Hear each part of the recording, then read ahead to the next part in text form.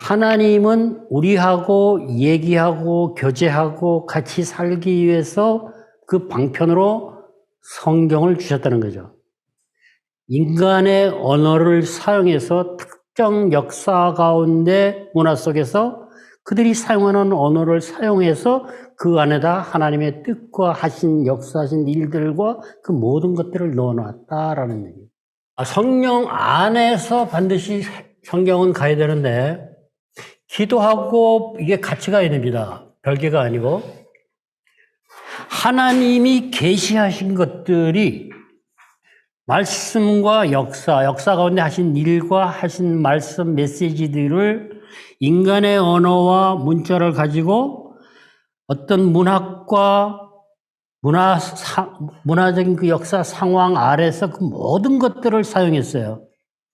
근데 요거 문법 여기까지는 사실 우리가 일반인들도 얼마든지 여기도 마찬가지. 그러나 여기는 신학적, 그러니까 하나님의 메시지를 받는 거는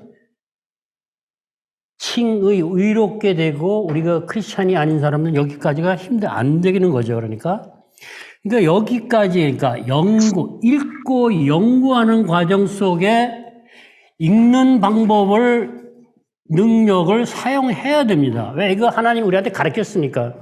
어려서부터 간판도 보고 계속 읽고 보고 해석하는 가르쳐 왔어요. 그리고 성령 안에서 들으면 하나님의 메시지도 받을 수 있습니다.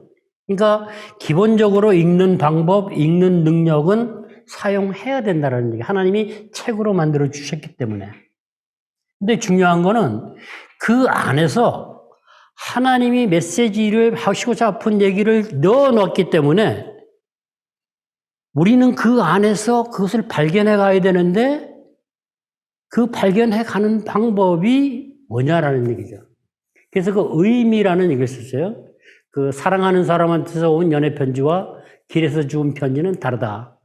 정말 내가 사랑하는 사람한테 온 편지는 제가 사랑하는 사람의 마음을 알아가려고 거기에 맞춰서 읽으니까 본문, 그 편지 안에 있는 의도된 의미를 찾아가면서 왜 이 글을 썼을까? 이 상황을 썼을 때 사랑하는 그 사람의 표정과 몸짓과 이런 것은 어땠을까까지도 생각하며 읽게 된다라는 얘기죠.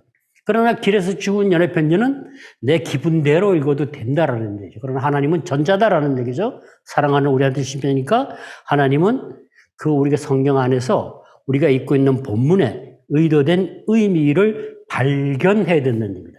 내가 결정하는 게 아니다라는 얘기예요. 일반 소설책 같은 경우는 내가 결정을 해도 돼요. 시 같은 경우도.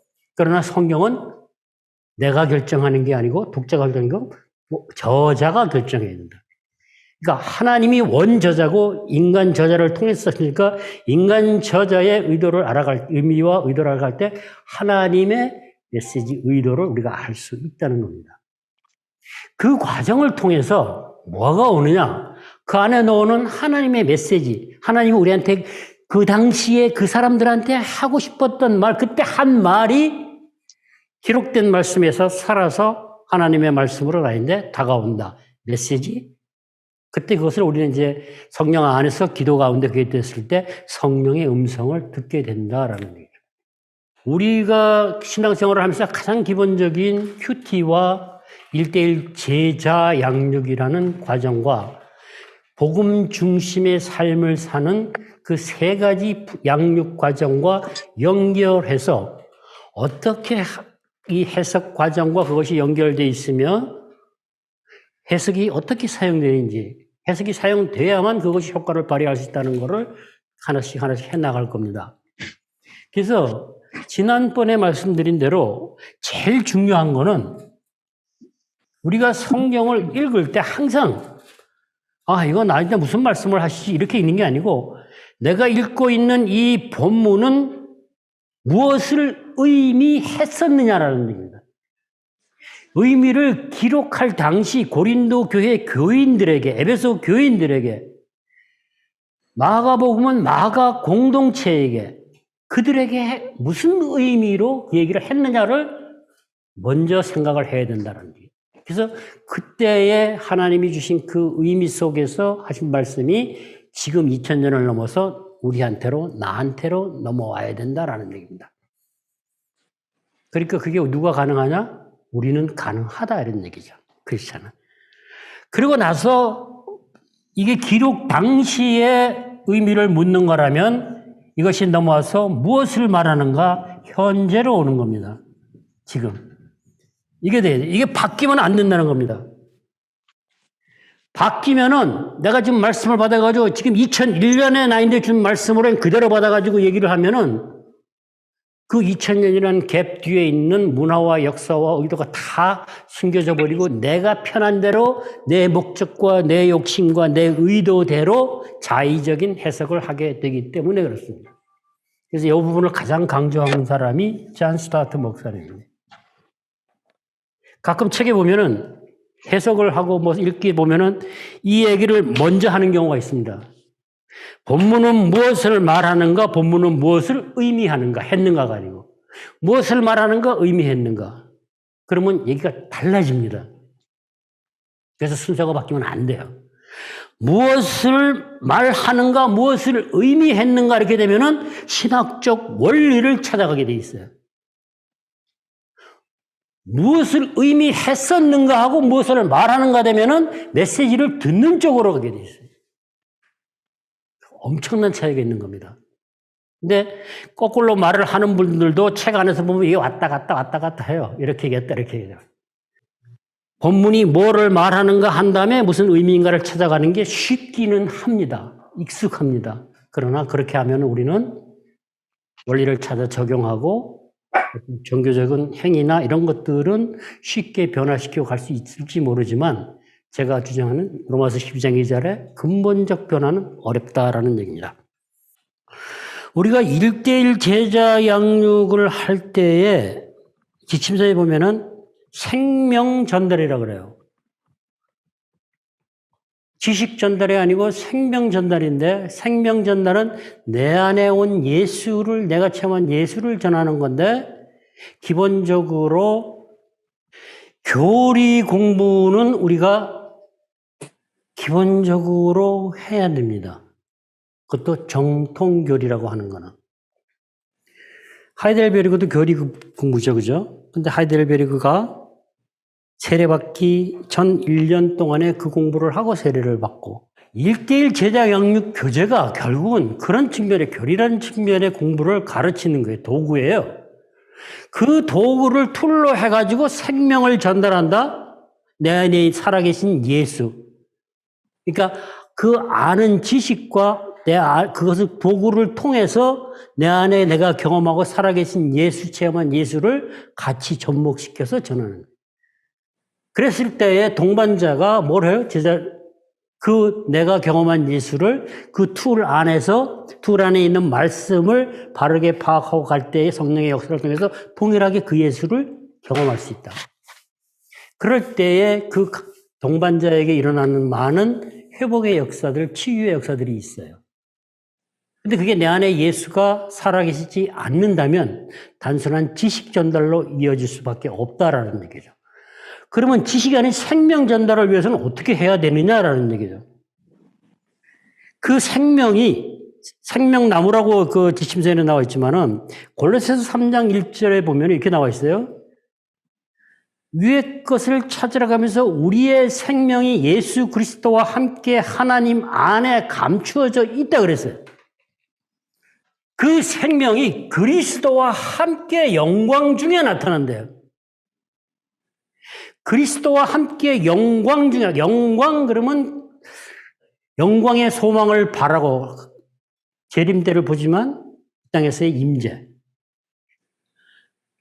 그리스도와 함께 영광 중에 뭐가 나타나요? 하나님 안에 감추어져 있는 우리 생명이 나타난대요. 이게 필요하다는 얘기입니다. 내 삶에 직접적으로 근본적 변화를 경험하기 위해 체험하기 위해서도 필요한 것이고 제자를 양육하는 과정에서 반드시 필요한 부분이다라는 얘기예요. 이 생명이 어떻게 나타나느냐라는 얘기입니다. 골로새서를 보면은 이렇게 돼 있어요. 나타나는데 그러므로 지체를 죽여라 했어요. 지체를 죽였는데 지체가 뭐냐면 음란과 부정과 사욕과 악한 정욕과 탐심, 탐심은 우상숭배다. 내 내면의 것을 얘기하는 거예요. 이게 어떻게 죽느냐? 이게 나타날 때 이게 죽는다는 게 이걸 근거로 이게 가능하다는 얘기예요. 예수 그리스도가 함께 나타날 때 이게 죽는다. 이게 죽으면 뭐가 돼요? 이것으로 인해서 우리가 하고 살던 이걸 죽으면 벗어. 내면의 걸 죽이고 밖에 입고 있던 옷을 벗어라. 그것이 분함과 노여움과 비방하는 이런 것들은 이게 어디서 나오느냐? 여기서 나온다라는 얘기예요.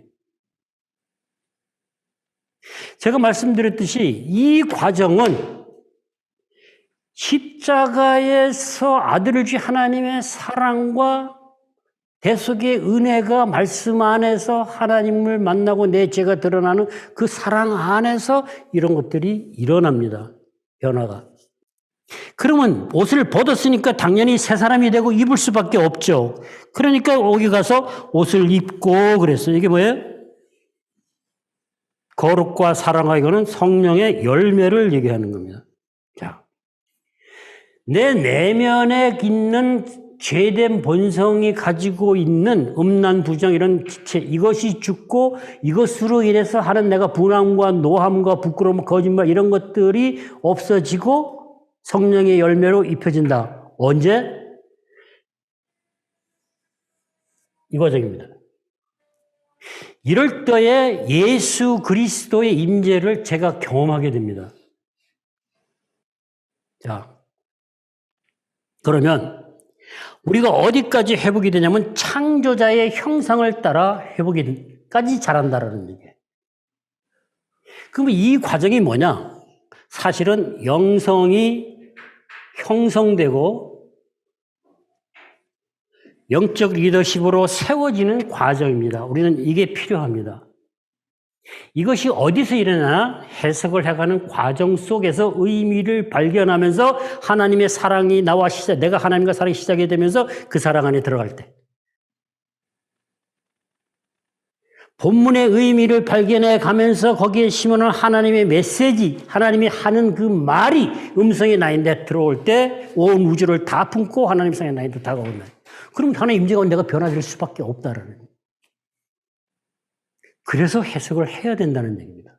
자, 해석은 대부분이 성경을 읽고 연구하는 데까지를 주해라고 해서 주로 목사들이나 신학들이 하는 일인데 사실은 여기서 여기까지를 해석이라고도 하고 요 부분만을 가지고도 해석이라고 하기도 합니다. 근데 저는 전체를 가지고 해석이라고 보고 싶어요. 왜냐하면 내가 읽고 연구할 때도 하나님의 메시지를 들을 수 있으니까 성령 안에서. 내가 여기까지 가야 되는 게 아니고 이 중간에도 그런 일들이 역사가 일어난다라는 거예요. 그러면 이러한 생명 전달이 내 안에 지체가 죽고 벗고 성령의 열매를 맺어가는 그 과정에 그리스도와 함께 생명이 나타난다. 그 예수 그리스도를 전하는 거다. 그런데 그것이 우리가 1:1 제자 양육이라는 도구를 가지고 사용하는 겁니다. 거기에 1과부터 4과에서 얘기하는 예수는 누구인가, 무엇을 하는가, 지금은 그거 너무너무 중요한 거예요. 그게 복음이에요. 그거를 그냥 막 패스하고 가려고 하면 아니에요. 그게 너무 그게 그 안에서 예수를 만날 수 있어야 돼요. 그 안에 예수가 누구인가의 안에 있는 성경 구절과 그 내용을 통해서 의미를 발견해 가는 과정 속에서 아 정말 예수가 나를 위해서 십자가에서 죽으셨구나. 하나님이 아들을 나를 구원하기 위해서 하신 그것이 그 사주하는 사과 안에서 나한테 와야 돼요. 그게 복음의 내용이에요. 복음. 가장 중요. 그게 세팅이 돼야 그 다음에 구원이다 성경이다 뭐 이런 거 되는 거예요.